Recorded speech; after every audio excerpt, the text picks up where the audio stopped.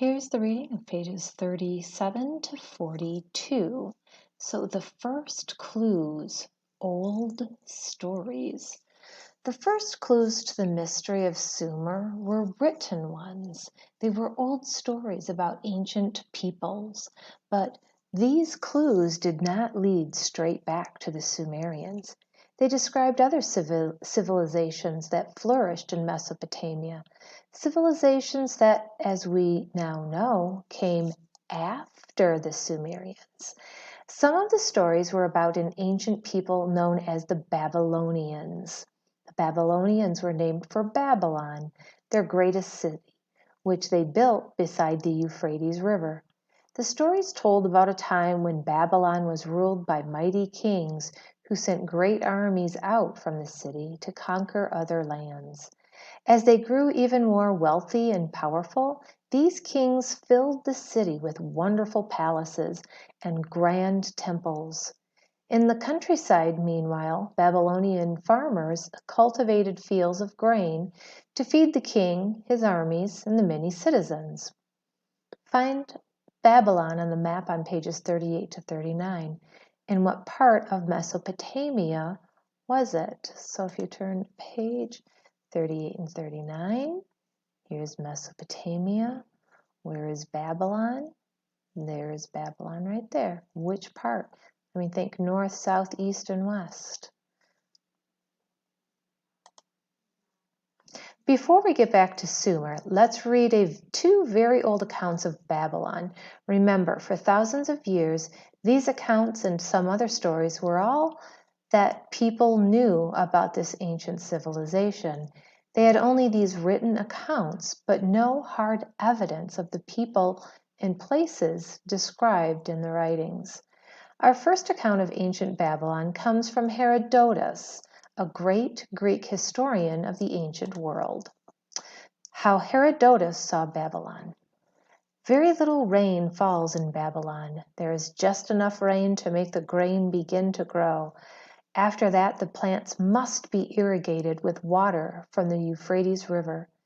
The waters of the Euphrates do not flood the grain fields naturally, but must be spread across the land by canals, buckets, and hard work. The hard work produces wonderful results. Of all the countries that I have seen, no other produces so much grain.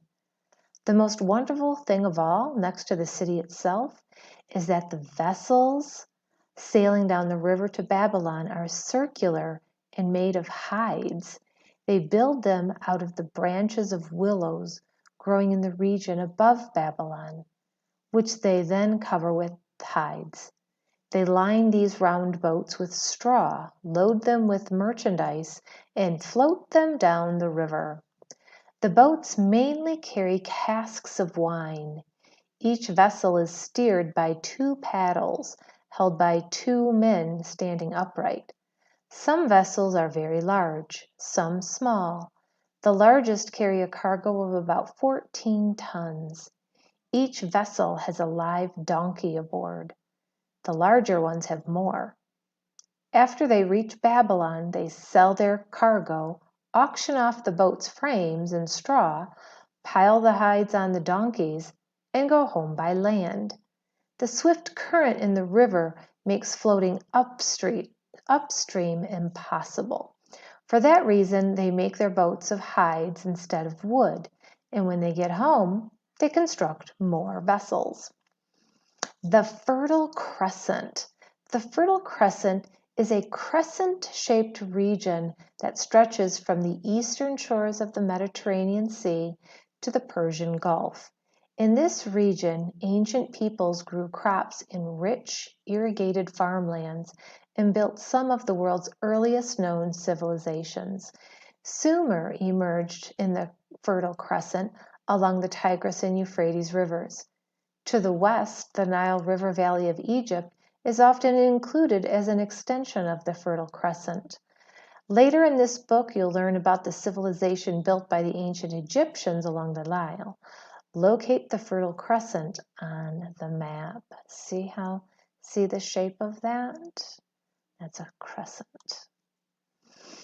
Other stories about the Babylonians are found in the Bible. For example, the second book of Kings tells about armies that marched out of Babylon to conquer the city of Jerusalem. The mighty Babylonian king at the time was called Nebuchadnezzar. An attack on Jerusalem. In those days, the servants of Nebuchadnezzar came up to Jerusalem and besieged the city. And Nebuchadnezzar, the king of Babylon, came to the city while his servants were attacking it. And the king of Jerusalem gave himself up to the king of Babylon. He gave up himself and his mother and his servants and his princes and his palace officials. The king of Babylon took him prisoner in the 8th year of his reign. He also carried off all the treasures of the king's house and cut in pieces all the vessels of gold in the house of the Lord. He carried away captive all of Jerusalem. He carried away all the princes and all the brave warriors, 10,000 captives, and all the craftsmen, and none were left except the poorest people of the land. Thus he carried away the king to Babylon, and the king's mother, the king's wives, his officials, and the chief men of the land, and he took them all into captivity from Jerusalem to Babylon. Through the centuries, many people remembered the stories of ancient times, but they didn't remember much about the ancient people themselves. People lost track of the long ago civilizations. The great cities, the magnificent palaces and temples, the lush gardens and the rich fields of grain, all disappeared. Now, the land was dry, dusty, and brown. It was a poor land. All that was left of the greatness of Babylon and Mesopotamia was a handful of old stories. Oh, here it says find Jerusalem on the map. So Jerusalem is over here, and here is Babylon, and then here's the desert.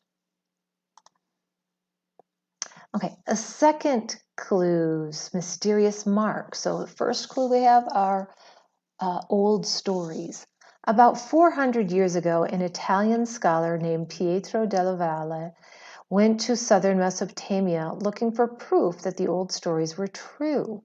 When he arrived, he saw that the land was very flat, yet here and there he saw great mounds that rose up to break the flatness. The people who lived in Mesopotamia called these mounds tells. Della Valle wondered what the tells could be, and he began to poke around. Near one of them, he found some square objects covered with strange marks. Looking closer, he realized that the objects were bricks, like these right here. The marks on the bricks looked like the footprints of birds walking over wet sand. When Della Valle went home to Italy, he took some of the bricks with him. There, other scholars studied the strange marks and concluded that they were a form of writing made by an ancient people. They called this writing cuneiform because each of the marks was shaped like a wedge. Cuneiform comes from the Latin word cunis, which means wedge. The bricks were an exciting discovery. They showed that people had once lived in southern Mesopotamia. Could these inscribed bricks be from ancient Babylon?